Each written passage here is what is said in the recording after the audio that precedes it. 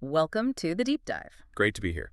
So the world of aviation right now is throwing up some really interesting contrasts, isn't it? Absolutely. I mean, you've got one airline losing its only cargo plane literally before it gets off the ground. Yeah. And then, elsewhere, a major carrier like Swiss grounding a huge number of summer flights. hmm But then, hold on, because you also see airlines like VietJet just opening up tons of new routes. It's quite the mix. It really is. And we've been digging into the latest reports, mostly from Aviation and Asian Aviation, to sort of pull these threads together. Right. So today we're diving into, well, that Armenia Airways freighter situation, what's going on with Swiss International Airlines cancellations, and then we'll look at VietJet's expansion as that counterpoint. Okay. Think of it as, your quick briefing on the key moves and shakes in the industry right now.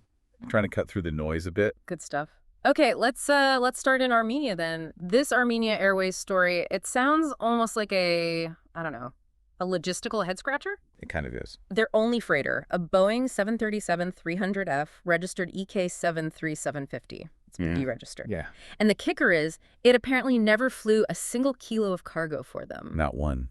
And, looking into the plane itself, EK73750, it's had quite a life. Oh, yeah. Yeah, delivered new way back in '98 to Air Malta. Yeah. But as a passenger plane, a 737-300. Okay. Then it flew for Air New Zealand between 2008 and 2014. Right. Got converted into a freighter in 2015. Flew for Texel Air until just last year. So it's done some miles. Definitely. Armenia Airways took delivery October 2024. Put it on the Armenian register January this year. Right. But it just stayed parked in Yerevan. Never moved. And its registration, which was actually valid until May 2025, wasn't renewed. Just gone. It really makes you wonder, doesn't it, about maybe the plan or the economics behind a smaller carrier trying to set up dedicated cargo ops. Exactly. A plane just sitting there. Yeah. It costs money. You have to ask about the strategy. Especially when you look at Armenia Airways passenger side, it's pretty limited, right? Very limited. Just two older B737-300s. And they basically fly one route. Yerevan to Tehran. Just one route. So yeah, this grounded freighter really stands out then. And if you look at the bigger picture for cargo in Armenia, Airways is now the only Armenian airline with a dedicated freighter. They've got a 737-400SF flying Yerevan-Moscow. So this leaves a bit of a gap, potentially. It certainly reduces the locally based dedicated freighter capacity, yeah. Makes it quite reliant on Airways or other carriers flying cargo in. Shows how maybe fragile that infrastructure can be in smaller markets. And is there any word from Armenia Airways themselves on this? Well, Aviation asked them for comment, apparently, but nothing came back immediately. Ah. So yeah, it leaves us with a bit of a mystery, really. What were the cargo plans and why did they quite literally take off? Interesting. Okay, let's pivot completely now. Head over to Europe. Swiss International Airlines facing, well, a very different kind of challenge. Flight cancellations. Lots of them. That's right. Yeah, it's a big number. Yeah. Swiss is canceling 1,400 flights this summer. Wow, 1,400. Yeah, it works out to about 1.5% of their planned departures, and it's running right through until October. Okay, so what's driving that? Sounds pretty disruptive. It is. And the reasons are, well, they're kind of layered. It seems to be a combination of staffing issues and some fleet challenges, too. Right, let's break down the staffing bit first. Reports are pointing to a pilot shortage. It seems to be a perfect storm, almost. They've got a new collective labor agreement, which means pilots are working slightly reduced hours. Okay, so that impacts overall capacity right there. Exactly. Then on top of that, they've seen an uptick in sick leave and parental leave among pilots. Which, further stretches the crews they do have available. Right, that makes sense. And then there's the training factor. Swiss is getting ready for their new Airbus A350-900s. Oh yeah, the new planes. Which is great for the future, but right now it means pulling active pilots off the line for training. Got it. So it's like current pressures plus future investments creating a squeeze right now? Precisely. Sort of short-term growing pains, you could say. So what are they actually doing to try and, lessen the blow for passengers? Are they trying to plug these gaps? They are trying a few things, yeah. They've asked older pilots if they'd consider postponing retirement, asked part-timers if they can work more hours. They even rolled out a voluntary scheme where staff could sell back vacation days. Wow, okay. Buying back holidays. Yeah. And looking longer term, they're boosting their pilot training pipeline. They want to train 110 new pilots a year, up from about 80 previously.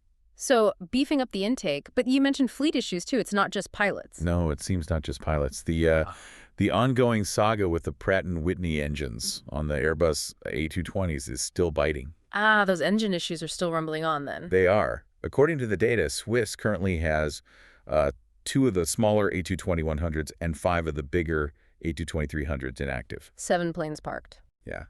Now, it's not explicitly stated all 7 are due to engines, but it's almost certainly a major contributing factor to their aircraft availability problems. Just puts more pressure on the whole schedule. So a double whammy, really. Fewer pilots available and some planes out of action. Did they look at getting help from outside, like from Lufthansa or wet leasing? They apparently did look into it. Asked Lufthansa, their parent company, about borrowing crews. Right. But Lufthansa needs their own crews for their own flights, understandably. Makes sense. And they also decided against wet leasing extra capacity. Yeah. Renting planes with crews included. Any idea why not? Cost. Probably cost, maybe just lack of suitable capacity available on the market. They seem to be managing it internally, for better or worse. Okay. And just remind us, Swiss is a pretty big airline, right? What does their fleet look like generally? Oh yeah, they're substantial. Yeah. Their own fleet is over 90 aircraft. It's a mix A220s, loads of the A320 family jets, A330s, A340s, and the big Boeing 777s. Quite diverse. Very. Plus, they already wet leased some planes A220s from airBaltic and some Embraer E-jets from Helvetic Airways. So even with that extra capacity, these cuts are still necessary. It really shows the scale of the challenge they're facing. Yeah, it really does. It highlights how, I guess, how finely balanced these big airline operations are. Okay, wow. Now let's completely switch gears again. Let's go to Southeast Asia and look at VietJet. Sounds like a totally different story there. Growth, expansion. Exactly. It's a really useful contrast, isn't it?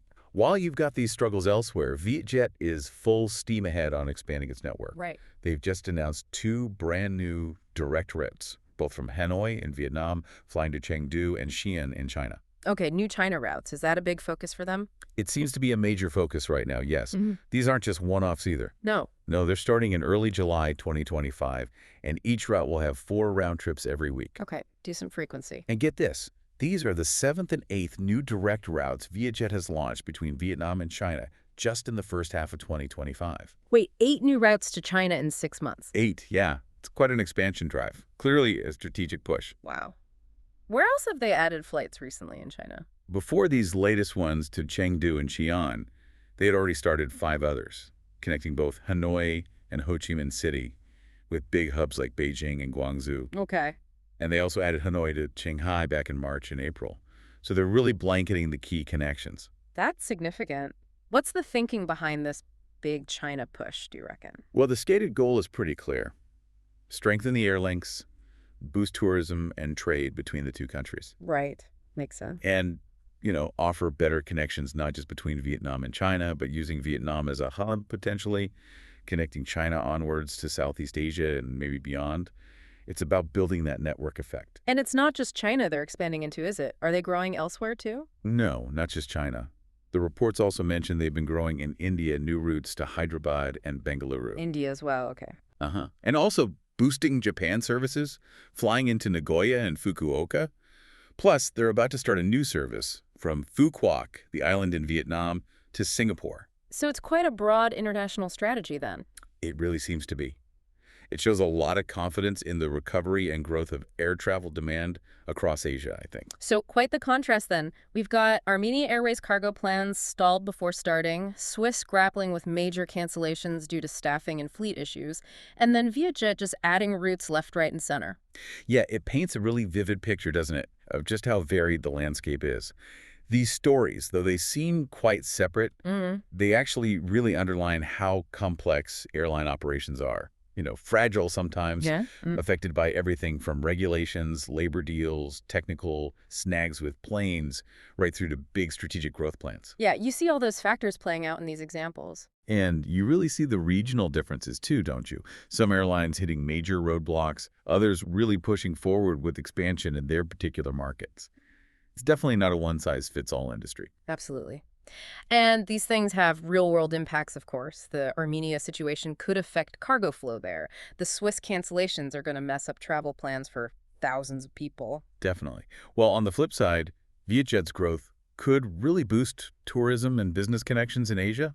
Positive impacts there. So, just to quickly wrap the main points, Armenia Airways freighter grounded before it flew, Swiss canceling 1,400 summer flights due to pilot and plane issues, and VietJet bucking the trend with significant network expansion, especially into China. That covers the key stories, yeah.